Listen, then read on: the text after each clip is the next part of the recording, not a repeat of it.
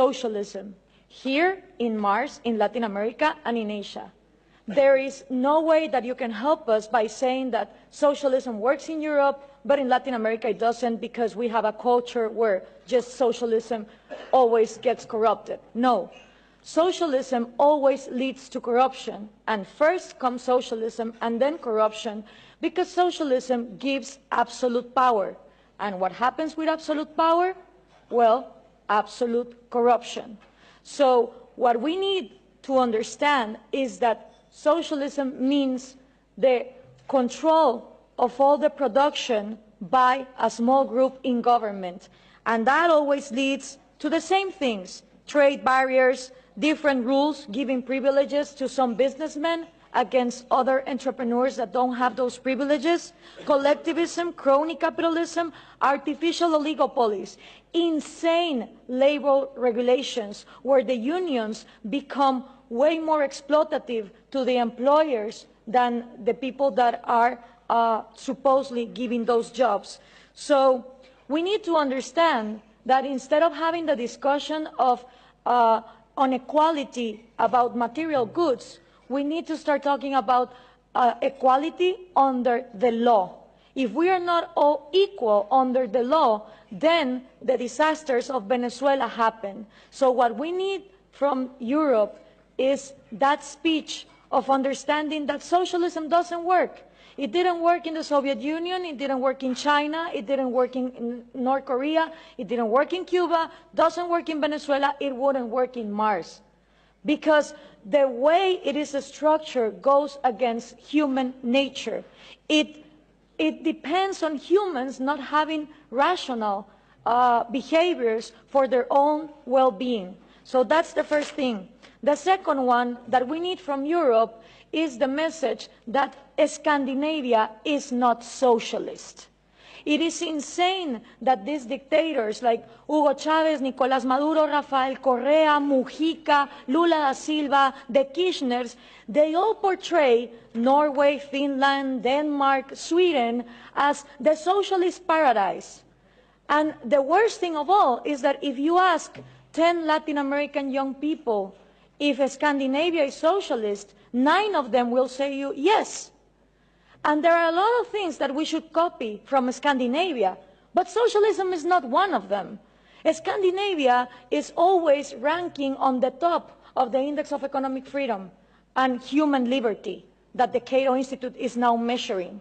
So if there's one thing that we should copy from Scandinavia is property rights. It would be absolutely out of this planet to think that a Swedish major will wake up one morning and say, expropriate, nationalize your house. That just doesn't happen.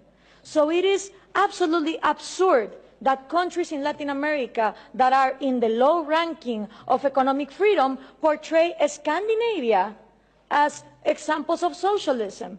But you know why this happens? Because the mixing of information also comes from Europe.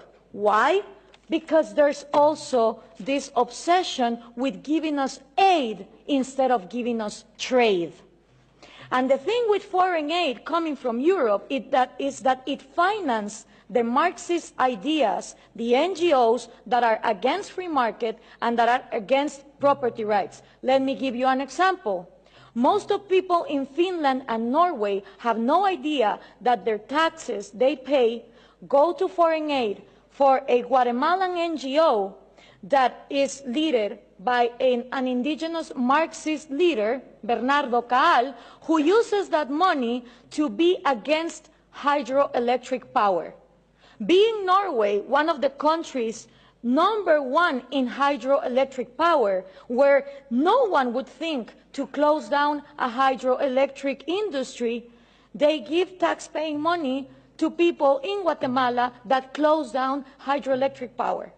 So if we are obsessed with this foreign aid given to Marxist leaders that are against property rights, free market, and the Western way of life, then we're not gonna be able to prosper. And according to trade, the European Union is fixated that they should trade with Latin America in regions, in blocks. Well, that is just not possible, because the region that I come from, which is Central America, the 5 smallest countries of all our region, Guatemala, El Salvador, Nicaragua, Honduras, and Costa Rica, right now, 2 of them, Nicaragua and El Salvador, are ruled by socialism of the 21st century. So how can I negotiate as a bloc when I have 2 countries that are not willing to open to free trade? And for these 3 ways to work, you need to understand something about Latin America. I had 2 slides, 2 pictures, if we could put them on, please. The first thing is Latin America has always been ruled by dictators. Then Fidel Castro comes in, and he is successful in making a Marxist guerrilla. In the moment that Castro comes in and he makes a Marxist guerrilla, all the countries in Latin America start copying and pasting that model. You had Marxist guerrillas everywhere, Guatemala, Nicaragua, Peru, trying to do the same thing as Castro, financed by the Soviet Union and with the intelligence of Cuba. 1989 comes, the Soviet Union collapses, and the left Marxist wing of Latin America, the socialist sectors, they are in trouble, because now they don't have the money of the Soviet Union to keep on going with these violent guerrillas, but they still want to come to power. So what do? Well, Fidel Castro gathers together with Lula da Silva, and they form the first Forum of Sao Paulo. The Sao Paulo Forum is a parliament that every year gathers together to further on the socialist agenda. And they start working on 1990. In 1998, they put their first president, Hugo Chavez. And that was a relief for Cuba, because the money that the Soviet Union was lacking to give, the oil of Venezuela started giving. And now that the oil prices are coming down, they are hoping for Colombia to advance on the agenda to give FARC, the Marxist guerrilla drug dealer of Latin America, places in power. If this happens, we're going to have the first narco-socialist government, which will mean that the money of drugs, it's infinite. It doesn't depend on the market like oil, and then you have another socialism of maybe the 22nd century. So what we need to understand is this regional strategy is not only put in place in Venezuela, it has been put in place and tested in Brazil, Argentina, Chile, Uruguay, Nicaragua, El Salvador. And the places where they haven't governed, they have people who are waiting to come to power. When we understand this, we also understand that when the Berlin Wall fell, and communism was a thing of the past, in Latin America, we voted for the so-called neoliberal governments, the right-wing presidents that were going to open the market. These people gathered together in the Washington Consensus, and they promised that they would give us free market.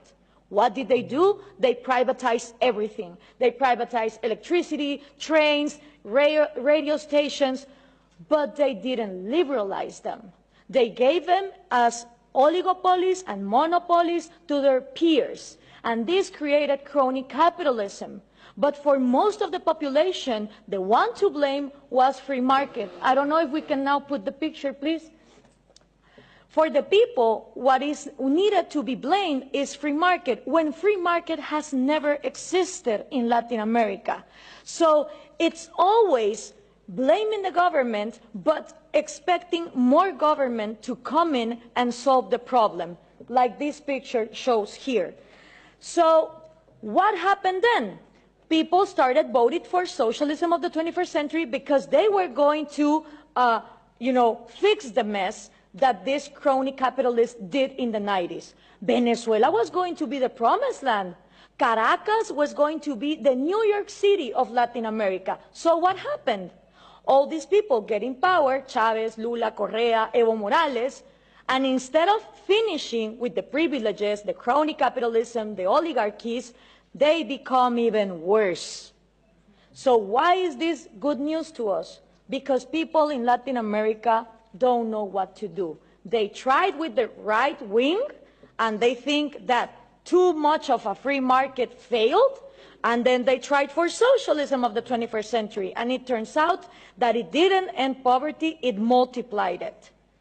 So right now, it's a great and excellent opportunity for people like us, for people who really defend liberties and freedom, not only economic liberties, but also individual liberties. Because in a moment where there is frustration to the left and to the right, and everything has been tried, and all of them are statists who want to control the economy, is great news for people like us who want to defend freedom. The examples given here from different regions of the planet demonstrate that freedom works.